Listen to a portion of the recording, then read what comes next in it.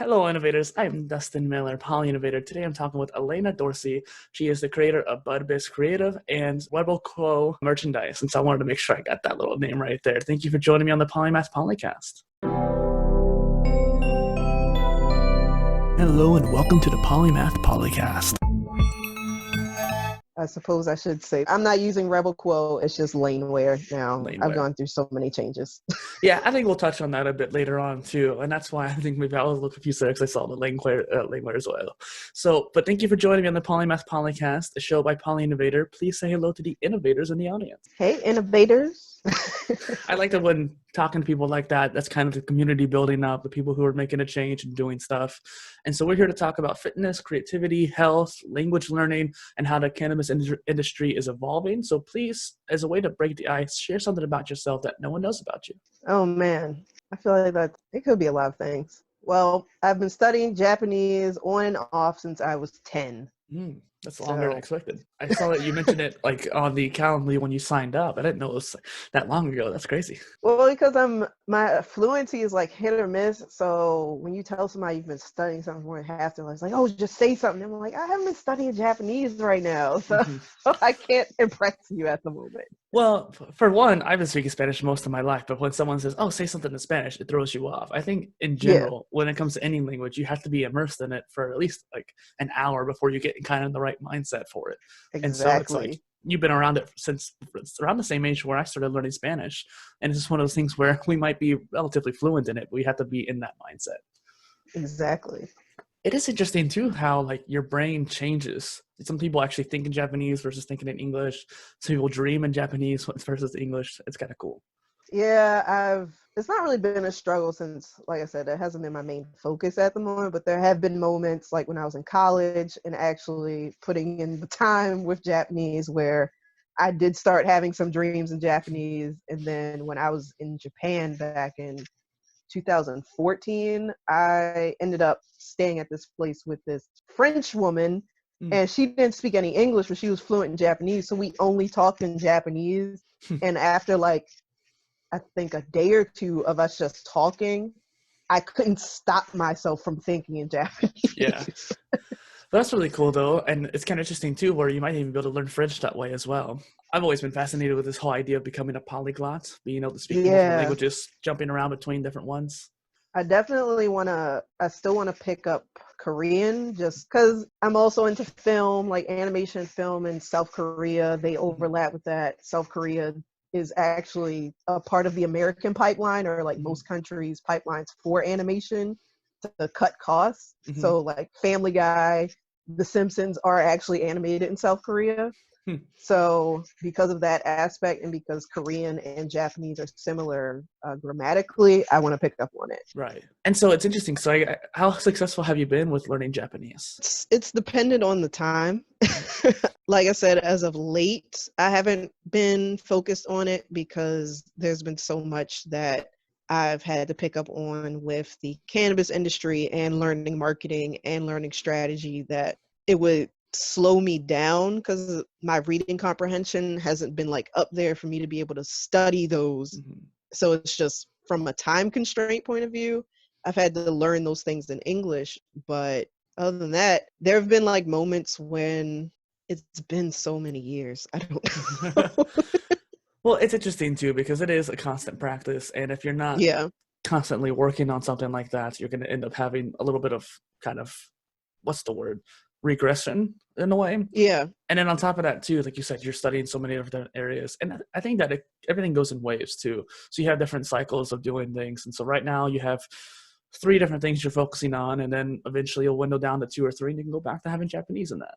Well, I've always seen it as, and what I wanted, once I have like the time to really study the Japanese, it's kind of like building on top of it. So for example, like me wanting to get into learning Korean, I started that a little bit a couple years ago, but I was studying Korean in Japanese because I know enough Japanese to do that. So I do have like a phrase book that's in Korean, but it's translated in Japanese. Like when I started learning the alphabet, I downloaded this Kindle book, or I got on Amazon Japan because I have an Amazon Japan account and I have a Kindle account.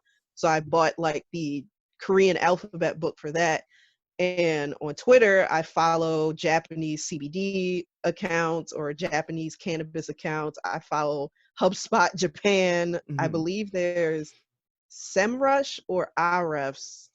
They also have a Japanese side to their company. Hmm. So it's once you have the foundation and you make the commitment to then level up in those areas, that's what I wanted to do, because then it prevents that regression because it's Yeah. already like an integrated part of life. Yeah, no, I think that's super smart too, and just being able to expose yourself. Because not only that, the ideas that they'll have for SEO and also social media marketing will be different there too. And something I've been talking to with some other creators is that translating your content is a very promising thing right now. Whereas like Gary Vee or Neil Patel, some famous creators, they're actually translating their content, like dubbing and subbing it into different languages like Portuguese and I think Japanese and even some other different languages. And because of that, they're able to reach other markets and get more traffic for that. Yeah, for that, I was thinking like cannabis isn't legal in Japan, but there is a CBD market there. I have been considering over the long term, potentially I could get clients in Japan, like on the marketing side of things, since I work in social media and branding. Once I'm able to pick up on that language and have those pick up on like my business Japanese and make those opportunities, that's something I've considered, next year, 2 years from now, especially if I decide to move to Japan later in life. Or that is something I definitely want to do, but that is like an avenue that I'm considering. I actually want to move to Singapore, so we'll be in the same hemisphere. It'll be interesting. So what was your mindset 5 years ago and how have you changed since then? Oh man, that's like a whole nother person. So let's see, I'm 31 now. So 5 years ago, I was 26. So that was 2015. 2015 was when, because beforehand I was working, I graduated college when I was 21, had a little depression slump trying to figure out what to do.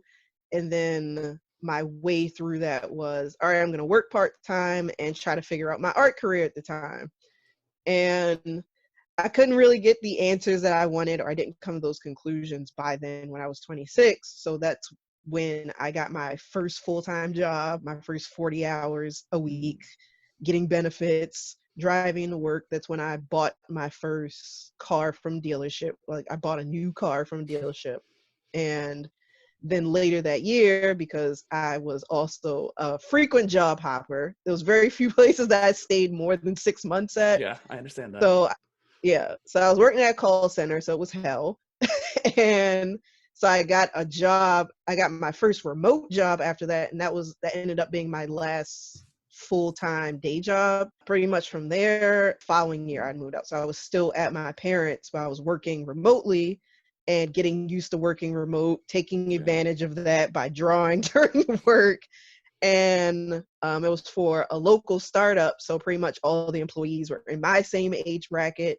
So it was just a completely different approach to work ultimately. And when I started working for that company, I'd already decided this is the last company I'm working for, because things are of course different. But that time I'm like, I don't think I'm going to work anywhere else that I enjoy and I get this much freedom. Yeah. So that's when I decided that was going to be my last day job.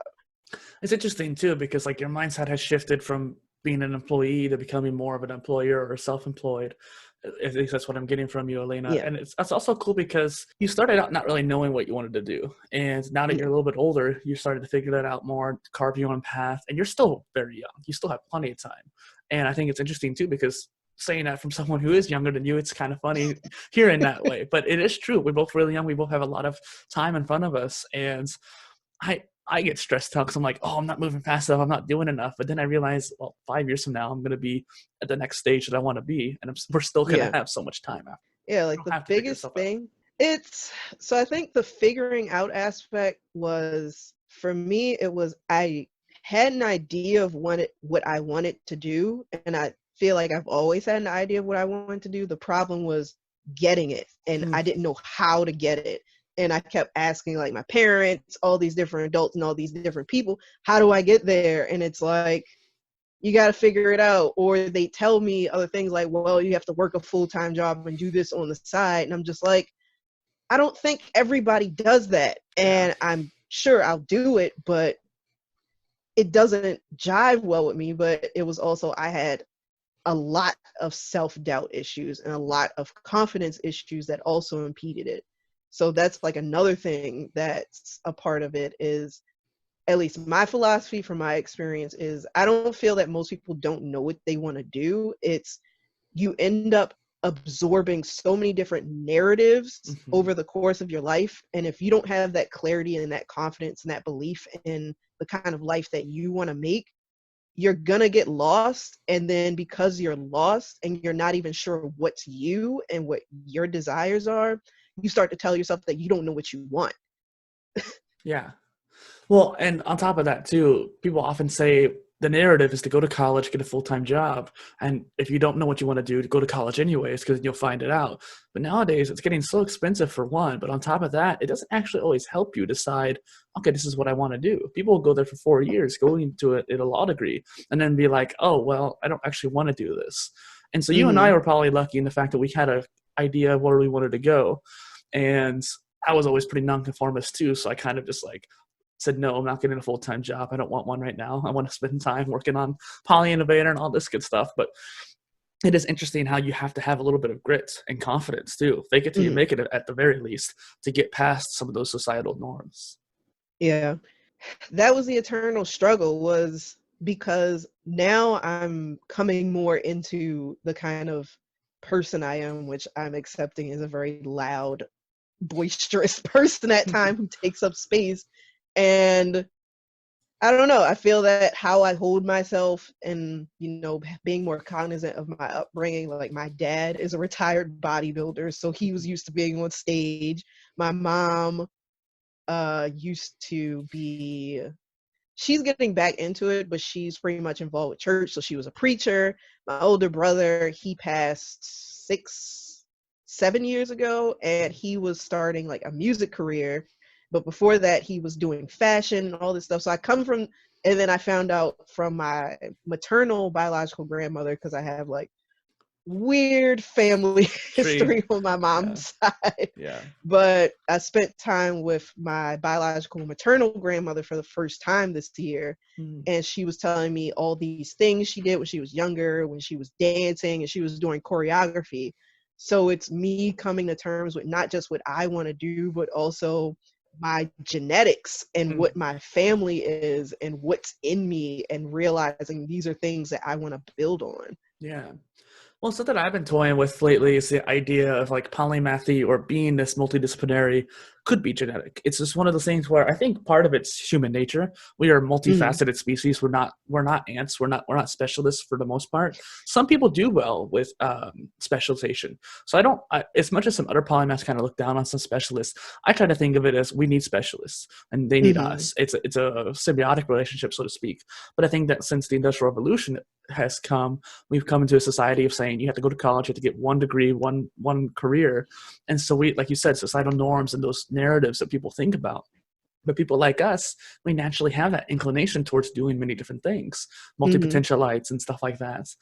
And so I think that part of it could be genetic. Like my biological father was more of a businessman. I am too. I wonder if I got that kick from him too. And so even though I never spent any time with him basically over the years. So that's why I was thinking it could be genetic in that way. So I think you might be onto something there. Yeah, definitely. Because after I talked to my grandmother, pretty much my mom was raised by my grandmother's closest friend. So that's who I grew up knowing as my grandmother. Once I was sitting there talking to my biological grandmother, who, my mom looks just like her, and I see how I look like her, and hearing how she talked, and even like the ridiculous things that she would say, and I'm just like, my mom says these same exact things. I say things like this. It's so weird, and we haven't physically interacted with each other. We weren't in the same environment to be this. They didn't nurture you to that way. Yeah, it's like natural. Like from my mom, it makes, because I grew up with my mom, so it's like there's certain things I see about myself like, oh, no wonder. But then when I got around my grandmother and like knowing the gap in the relationship between her and my mom, and then me just starting to develop this relationship with her when I'm 31, I'm just like, this is weird. A lot of nature there. So going on to the next question here, between Laneware and Bud Biz Creative, you have diversified your personal brand and started growing out those marketing services for cannabis brands. What, perhaps even beyond that category down the line too, what are some of the goals for your sites, do you think? So ultimately, 3 years ago, both of them are the names I'm using for the different sides. The actual registered business is Creative Ether. So now I'm starting to build that name out. But ultimately, when I first started Creative Ether, it was to start as a freelance illustrator. Give or take how the income works with that, my own skill level. Yeah. I was seduced by the money you can make with marketing. Yeah. And because, you need marketing anyway as an artist, or anything that you do that you're trying to sell, even having a podcast, you still need to learn how to sell. So, and you still need to know how to sell and how to market. So for me, it's paid training essentially for a fundamental skill that feels necessary. So for the Bud Biz side of things, that was me transitioning into marketing. And I start out I'm still in the content marketing side of things. So I started out with doing mainly blog posts, doing that like I did for this national cannabis publication called Leafly. So I got published with them, and I was working to get published with other major trade magazines or trade websites in the cannabis industry, potentially in the psychedelic space, in the hemp space, because there is an education gap because of the illegal nature of it. In the United States, it's also illegal to research cannabis. Oh, yeah. The interactions with cannabis, and I've gone through it, where it can be to a detriment, but the detriment isn't necessarily because it's illegal. It's because we need guidance on how to use it. We need guidance on dosing and paying attention to percentages, paying attention to what you're buying, because it does affect everyone differently. Given how I got into the industry because of my mental health, because I had mental illness, I have generalized anxiety disorder, I have major depressive disorder, that for me at this point in my life, I'm working through to heal. So I don't claim them. It's not a part of the rest of my life. Yeah. I understand where the roots of those are, but I learned via consuming cannabis and CBD. That's a part of what keeps me going on the marketing side of the business, is because there is that vested interest in helping humanity, helping people find the medicine that they need, or to find the resources they need to be whole and to be their best person. On the art side of things, Laneware, I'd say that's more so Laneware ultimately is me putting my illustrations on, whether it's hoodies, t-shirts, stickers. I can get shoes done, I can get pants done, I can have prints, all that good stuff. But under that is, I've always been into storytelling, which is also, that also fits under the umbrella of marketing. So it's these little facets of things that overlap that still help me to get where I'm trying to get. Yeah. But Laneware is basically making it accessible for people. To some degree, it's like Disney.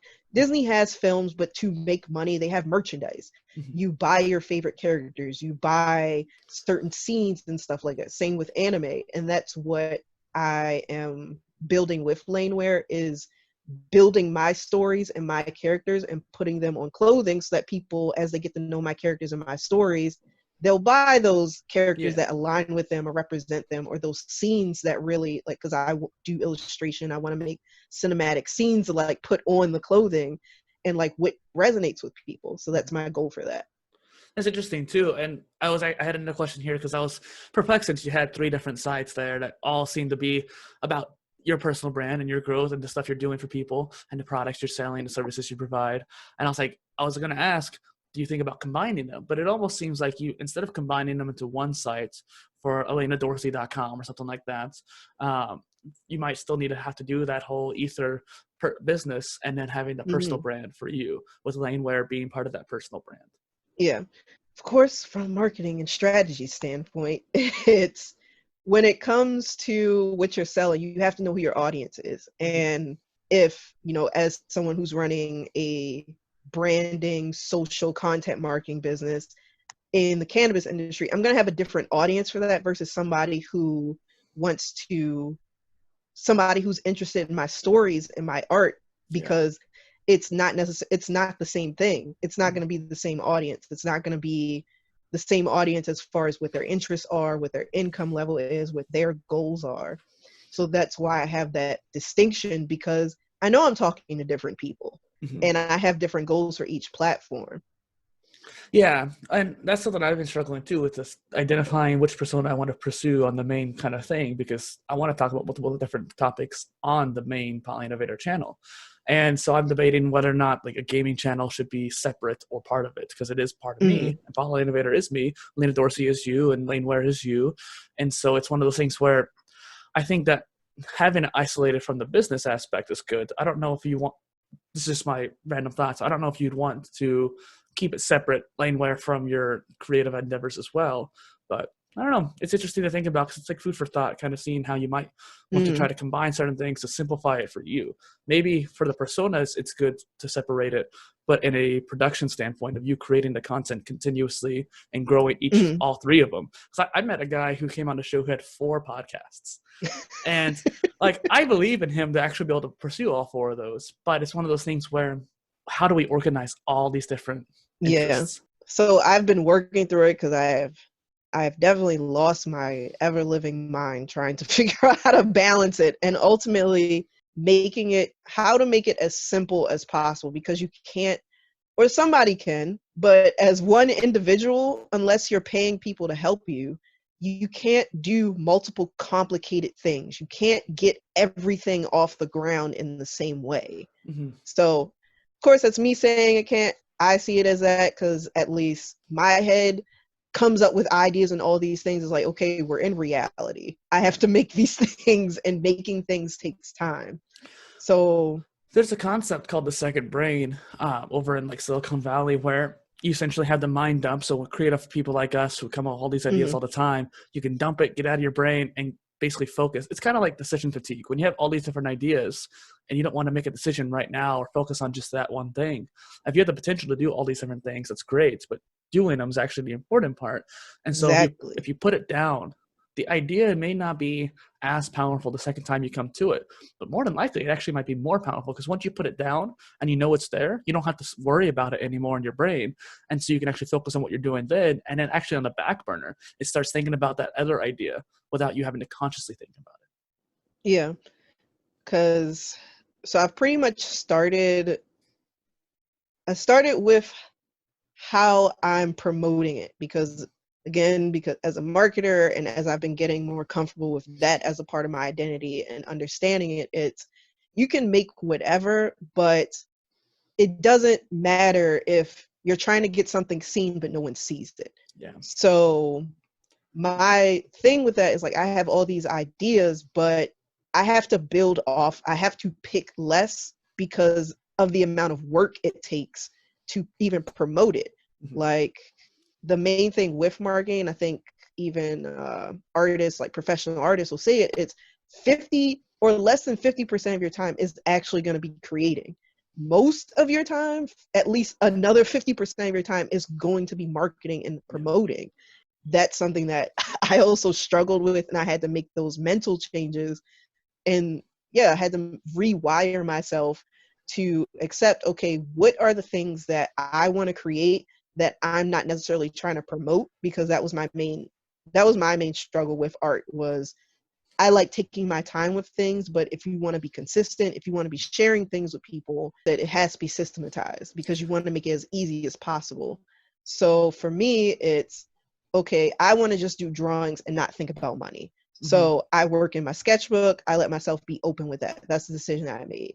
As far as what I'm promoting, okay, I have specific designs for Lainware, for the print-on-demand site that I use for printing the shirts, books, whatever, to put my stuff on it. Okay, I already have that.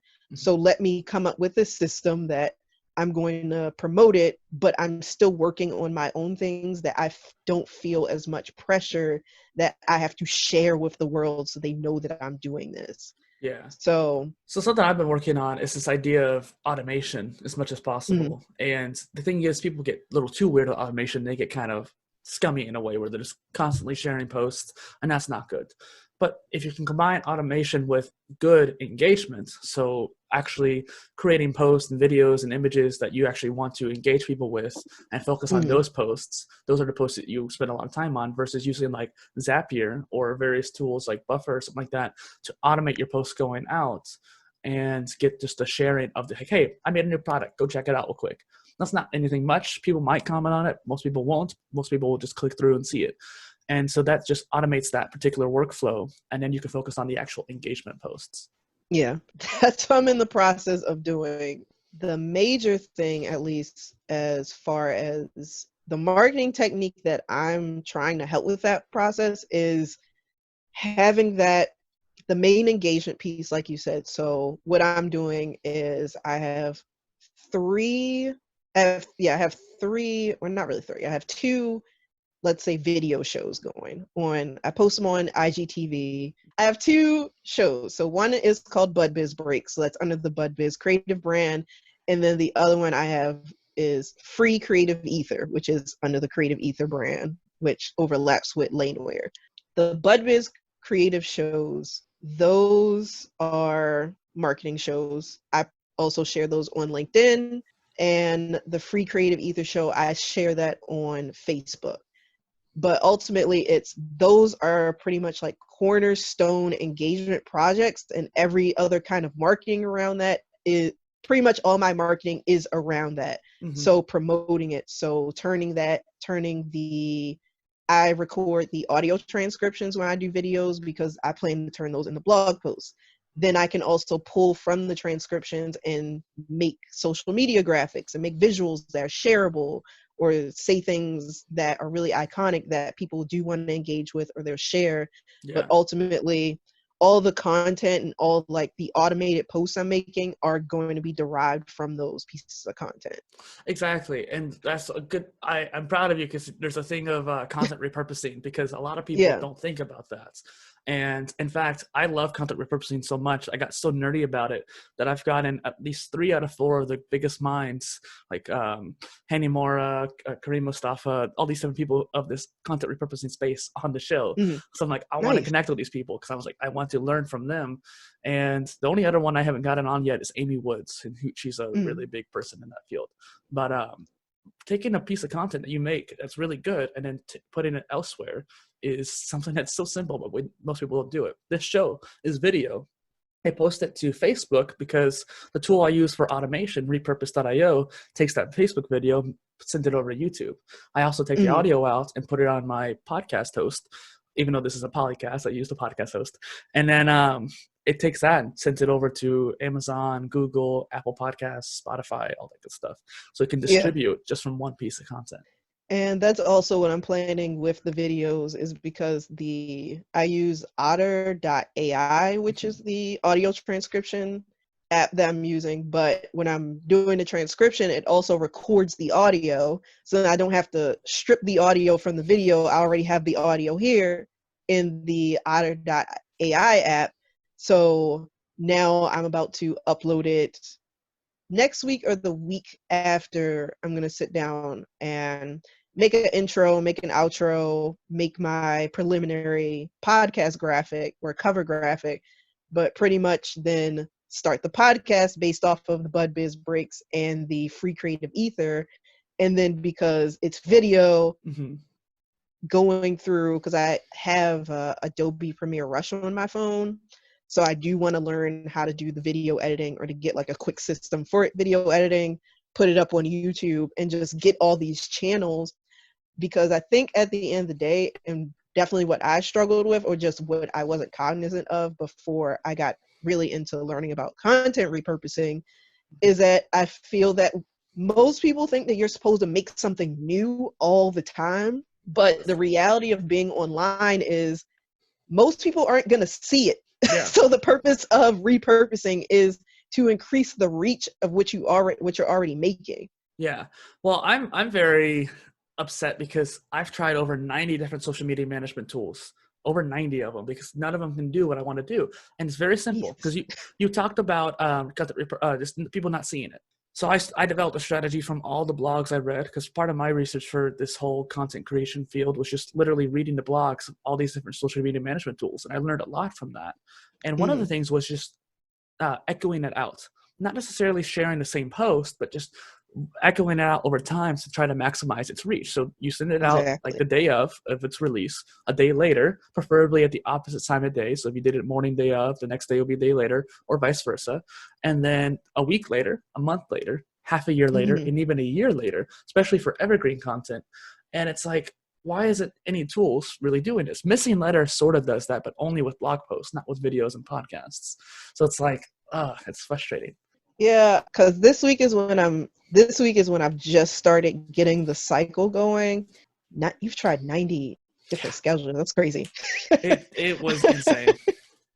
Like, I'm about to try CoSchedule. Yeah, that's the one that I did like. Yeah, I'm about to try them because they have the social media and they have the blog aspect and they have the content calendar aspect to keep everything consolidated. But I'm using that or I'm experimenting with that this weekend, but I believe I'm going to move forward and like purchase it. And also using Later.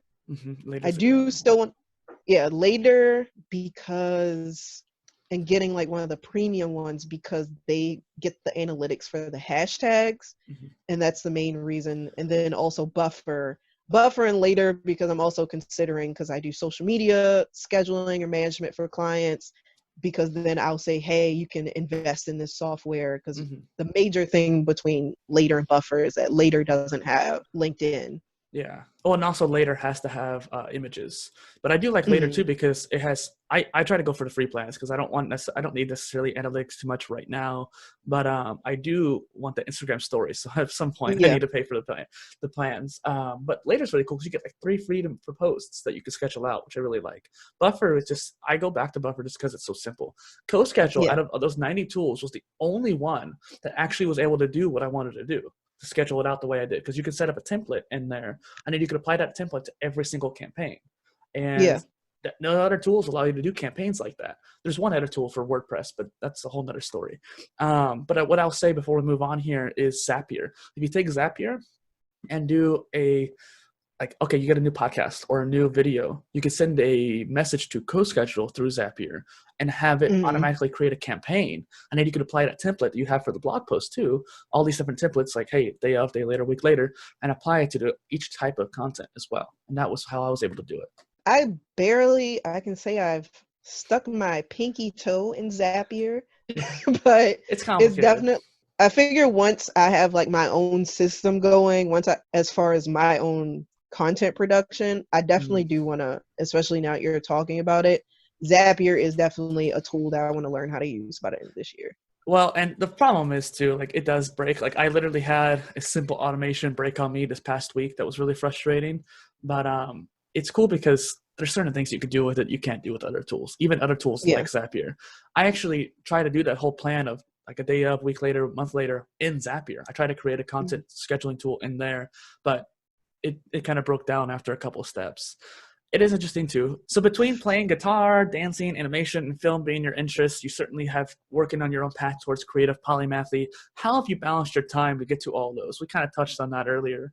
Oh, geez. I'm still working on it. Like I said at the beginning, loosely said, it's a priority thing. So the reality is I got to pay bills. So I got to prioritize what pays the bills, but it's also, I think it's a matter of how quickly I want to get to a goal or how I'm pacing myself.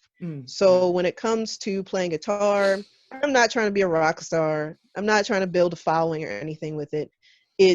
I started playing guitar when I was 16 in high school because there was a guitar class. So I took 2 guitar classes in high school, and let's see, that was like my sophomore year of high school. And I think my senior or junior year, my dad got me a guitar. So I still have it. And I still have like all the tablature, which is just like the chords. It's not the sheet music, but it's just how to play the chords of like rock and indie rock classics. I still have those from way back when I was 16 years old. Yeah. But when I got to college, I didn't really have time, or I couldn't really figure out how to balance the time to play. So now I'm back on it, but now it's all right, maybe at a bare minimum, what's the bare minimum that I can give myself if I'm tired, or if I just wake up, or if I have a really busy day? The bare minimum, like, okay, I can do about 15 minutes a day. Yeah. Ideally, do about 30 minutes, but I'm not in a rush to get anywhere. And it's that whole, add 1% a day. I'm inevitably going to get to where I want to get. Yeah. So Smart. that's my way with playing guitar, is kind of not really having a goal. The goal is I want to play these songs easier, or get back to a certain level, or level up. Whereas with Japanese, that's something I'm still figuring out as far as active studying, because it's easy for me to just turn on a podcast every day. But now it's also balancing, okay, if I'm going to, what segments of the day. Ideally, when I was like going really hard in creating an immersive environment with Japanese, it was from this website called All Japanese All the Time. And the creator of it, he said, just do what you do, but just do it in Japanese. So make as much into Japanese as possible. So that meant changing my phone settings in Japanese, my computer settings, all my social, because if you change your phone and your computer settings, generally it automatically changes the browser settings. It makes all your apps into that language.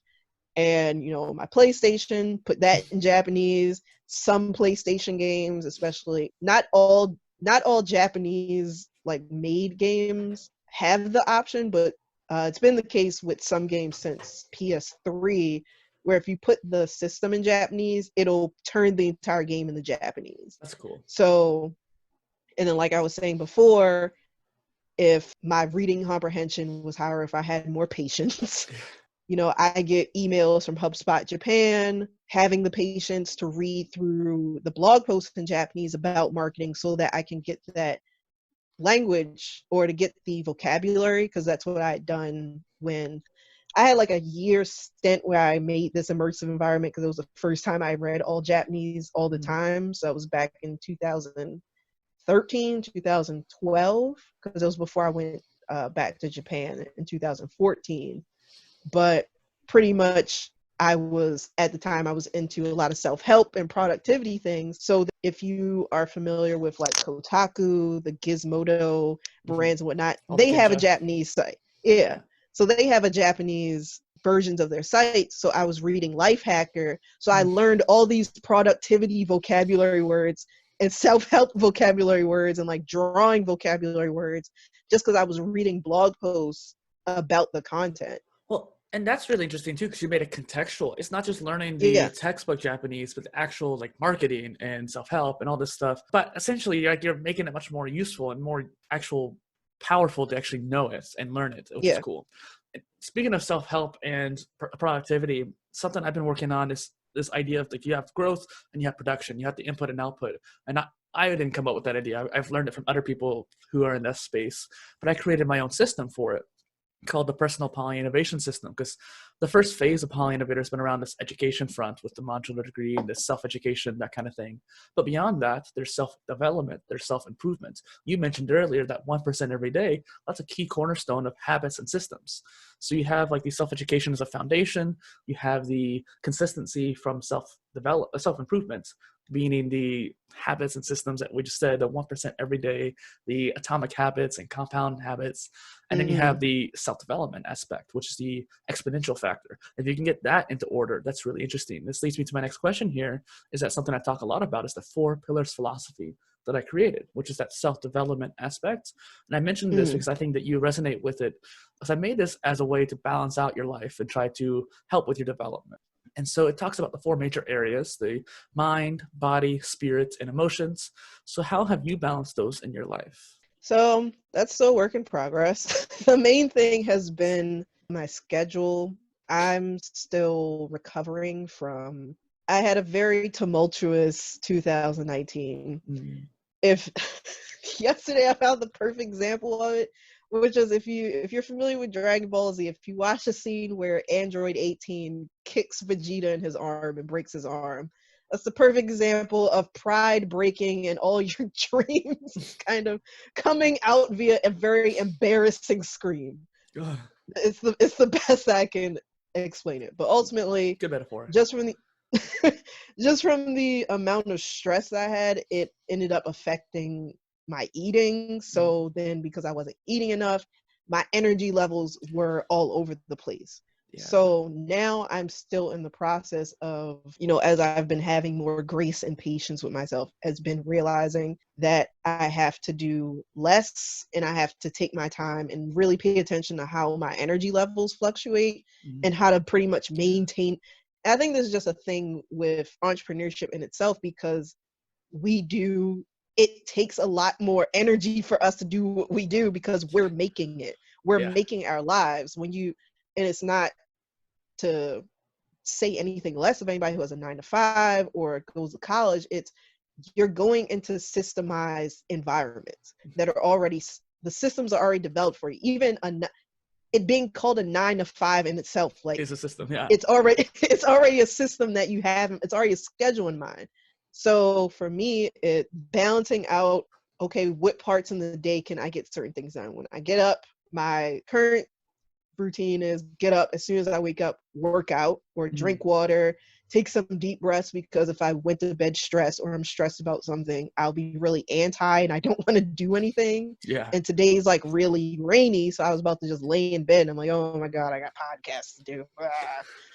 So getting in the fitness at the beginning of the day. I have a dog, walking him or just walking for an hour, 2 hours a day, using that as time to, deciding if I want to make that a learning period where I'm catching up on business podcasts, or it's an opportunity for me to listen to Japanese or listen to business Japanese, and getting those factors in, and then having part of my workday where I don't want to say it's less commutal work. It's work where I can easily get up and move without feeling that I'm distracted, and then saving the evening for sit down work because I've moved around a lot and I want to get out the house. I want to run errands. I live by myself, so I need to interact with other humans on my own time. So figuring out those aspects, it's a balance of, I want to be productive and I want to achieve these goals, but I'm also a human being. You got to take care of yourself. How am I taking care of myself? How am I making myself stronger so that I can handle more of the workload that I'm building towards and all the things I'm balancing? It's very smart of you too. I think that you've definitely given it a lot of thought. You might be farther ahead than you might think too. It is interesting. Back in 2017, I did a really bad burnout where I think it's partially because I had wisdom teeth removal and stuff like that. And so it caused me to have a lot of turmoil in that regard. But even regardless, I think I was overworking myself anyways. But I think for you to bring that up, because I think that last year was kind of like your burnout. But even besides that, you've been able to grow out of it and be able to be mindful of it and aware. Having the self-awareness is half of it, really. Just understanding like, hey, this is affecting me. I need to do something about it is half the battle. And then going into your fitness and making sure that you're actually exercising and keeping your body up. Because if you don't do that, if you don't take care of your health and you're eating enough food, you literally don't have enough energy. Working out is an expenditure of energy, but you have to spend some to get some. You end up being more efficient. And something you made me realize too is that I talk a lot about with the 4 pillars is hourglass idea, where you have up and down. And if you don't take care of yourself, you hit that certain point where you start spiraling down. One pillar starts going down, and the other ones do too. They're all interconnected. Same thing the other way though. When you start building them back up, they'll all start building up together. You build up your body, then your mind's going to be a little bit more zen. You start meditating, then your mind and your spirituality will be stronger. And then when those 3 are stronger, then your emotions start being less cloudy and that kind of thing. Mm-hmm. Yeah, like it really makes me wonder, what have I been doing with my life up to this point? Because it's a lot to balance. You made me think about something, how it's lifelong. Like it's a constant process is what you were saying earlier. And it's like, it's lifelong process. You're constantly iterating and improving yourself. And even in saying that, it's like when I mentioned how I'd gone through the phase of having to decide which voices in my head were actually mine, and giving myself grace that I'm 31.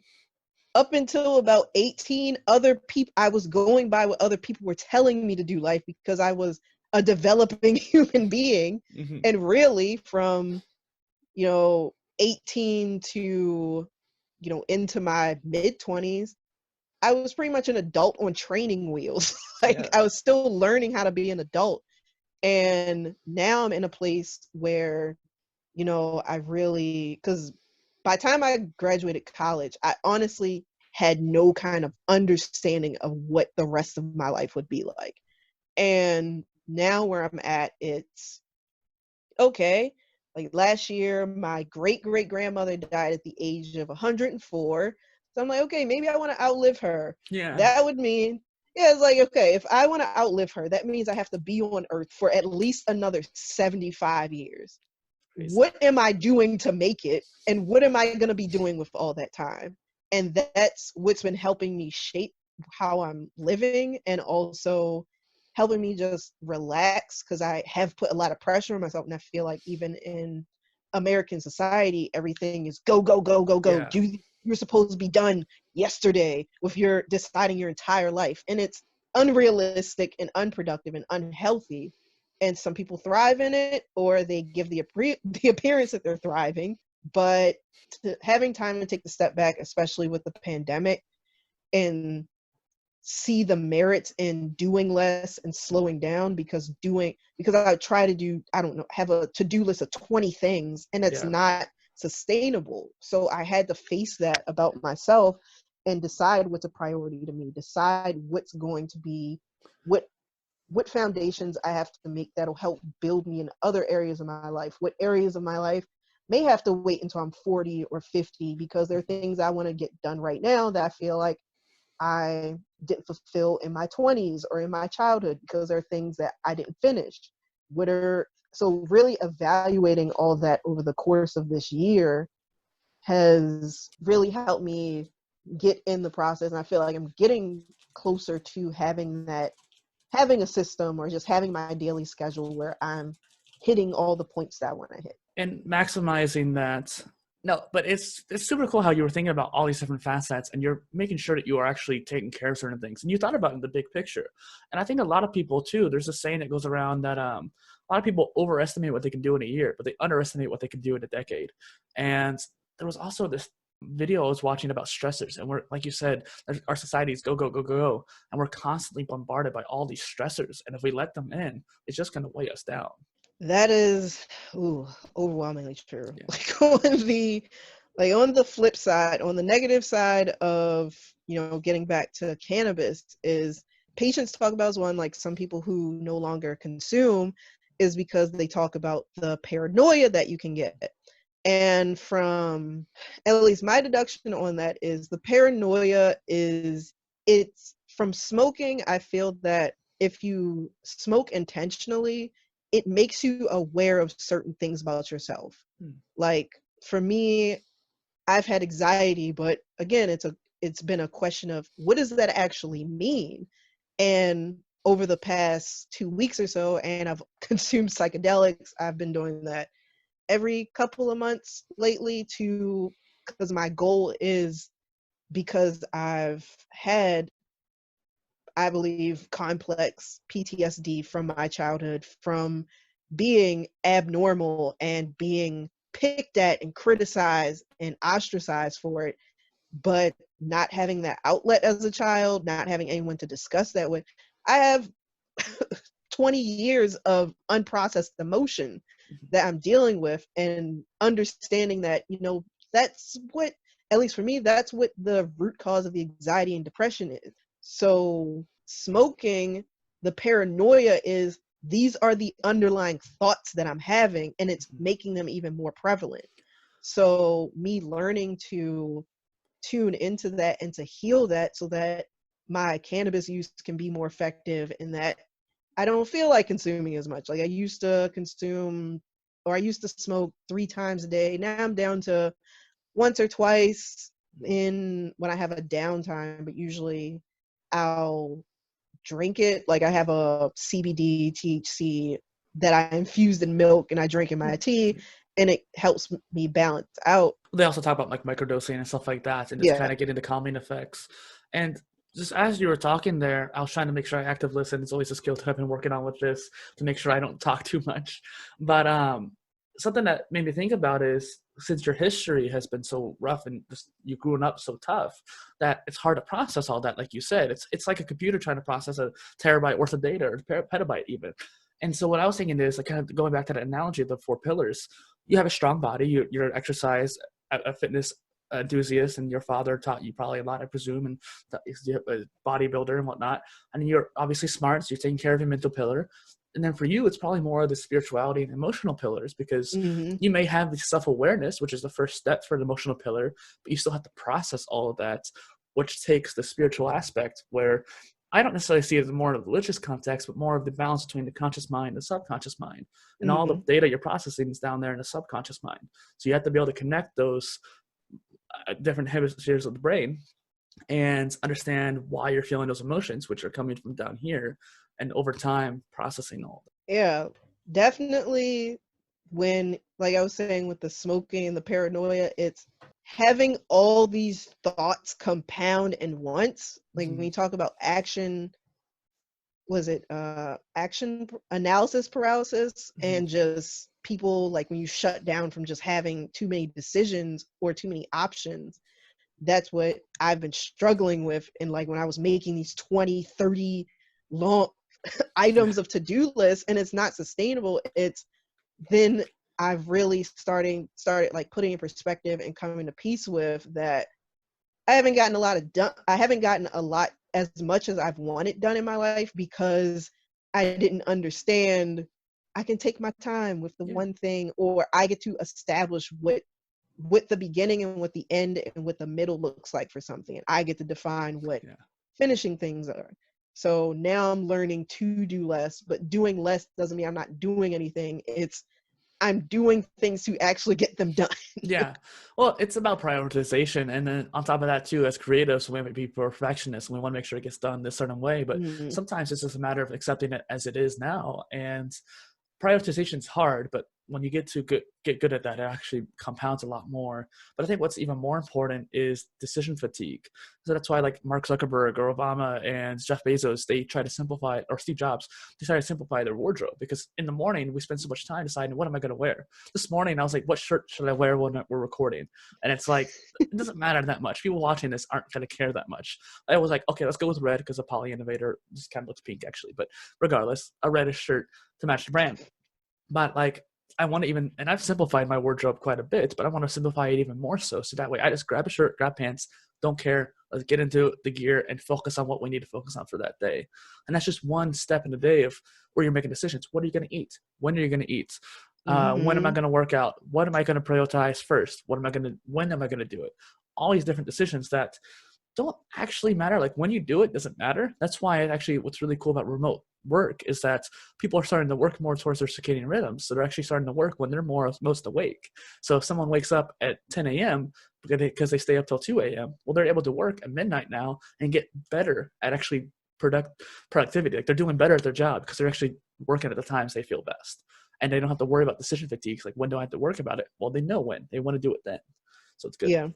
Like, even saying that, like what I said about like me getting my appetite, me getting my food right, that's a part of the process I've been doing, has been settling down on what food I'm going to eat every single day with no additional thought.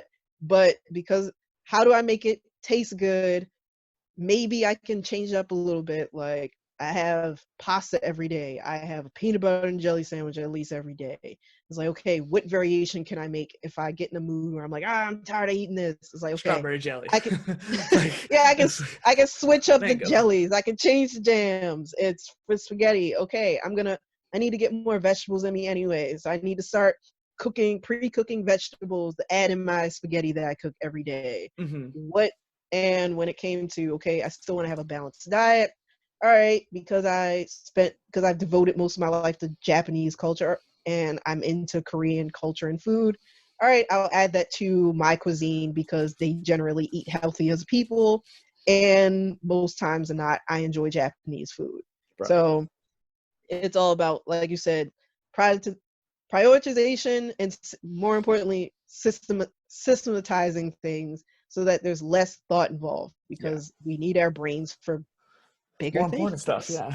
Well, and speaking of food, just a small tangent before we go on to the next question here is that I'm a foodie. I like spiciness. Like I grew up with spicy foods, and I know my complexion may not indicate that, but I grew up with like full on like Mexican food and spiciness. And I remember eating with my stepdad who's Mexican, and we were having Indian food, and we were both like, let's get level 9 out of 10. He could probably handle 10, but I convinced him to go 9 just in case. And we're sitting there eating chicken curry with just sweating, basically crying.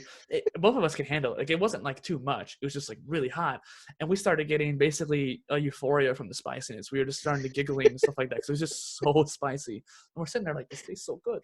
I went to another Indian restaurant one day where I literally, it was a buffet, and they have to tone down the spiciness into the buffet, and I'm like, guys, this has no taste.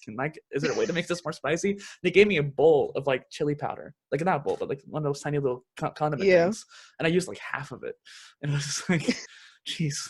All right. So something I ask all my guests is, what is a polymath to you? A polymath is somebody who does a lot of different things.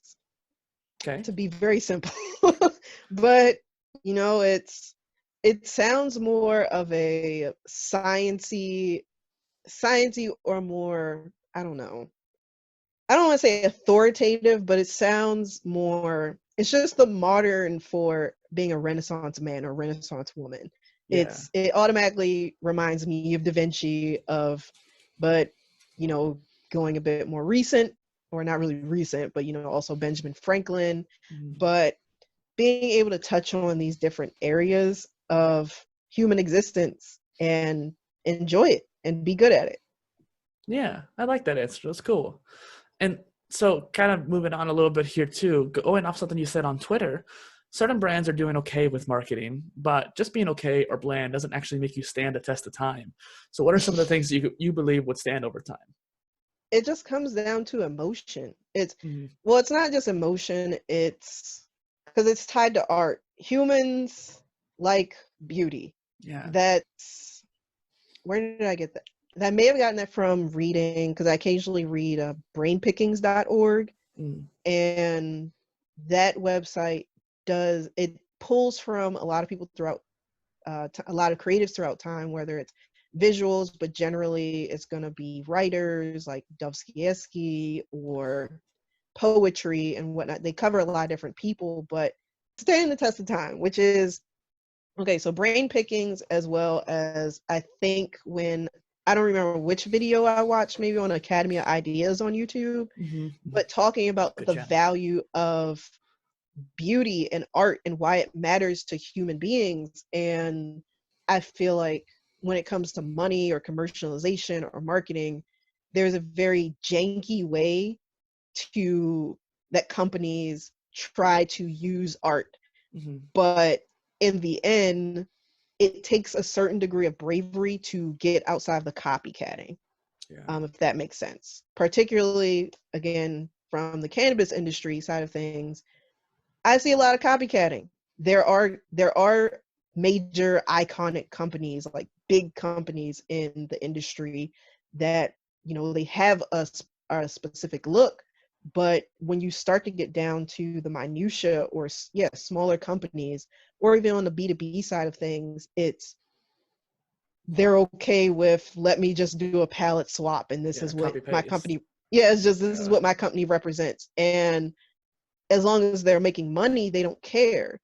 But, you know, as we get closer, you know, in the United States towards potentially federal legalization I'm sure it'll happen within the next 5 years. It's okay, what happens once these state barriers go down? It's the same thing with Walmart versus a mom and pop shop. You're going to get gobbled up. So what exactly if your desire is to be in the industry and to have your name and to make an impression on the industry, because this is a historic time, what are you doing to live up to that?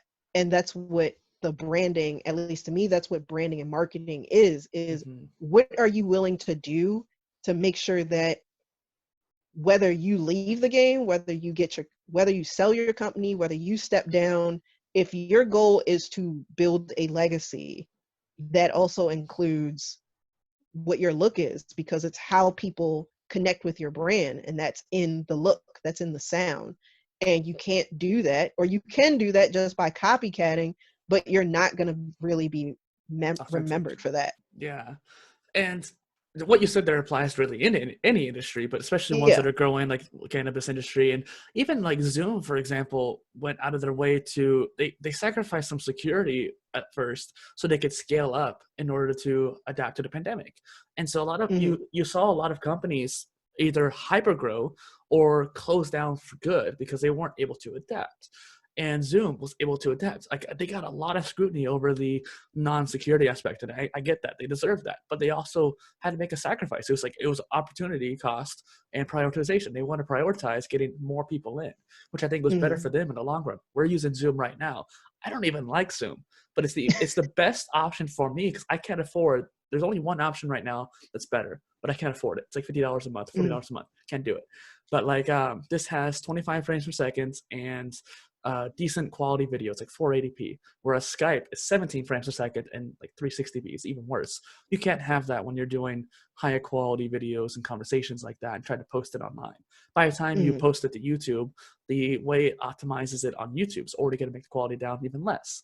So you can't have something that low. Zoom is the best option for me, but it's like I went with that because it was free, because they scaled up. And so Yeah. companies like that appealing to the masses or appealing to a certain demographic, that kind of thing. That was a tangent. Definitely. Ooh. So you're working on a new ebook, and that's always exciting. What is it about? So the ebook, going back to talking about the Bud Biz breaks, is literally just Bud Biz breaks made into an ebook. I had started Bud Biz breaks last year. If this year is like so unending, I can't remember what I started. 2 more I months. believe, 2 more months. yeah, I definitely started last year, but that was before I knew about Otter.ai, before I was really thinking about. So it's just like, well, I'm taking the transcriptions from those videos, and I'll clean up the transcriptions, of course, and I'm thinking I'll make like the pages more designed and whatnot, but pretty much that is the ebook. So the Bud Biz Breaks is my content marketing show it was primarily directed for people in the cannabis and hemp space, but I believe the topics I talked about can cover other industries because everybody needs marketing. It's just the only difference with our industry is that because of the regulations, there's certain things we can't post. We're at higher risk of having our accounts shut down or banned and things like that.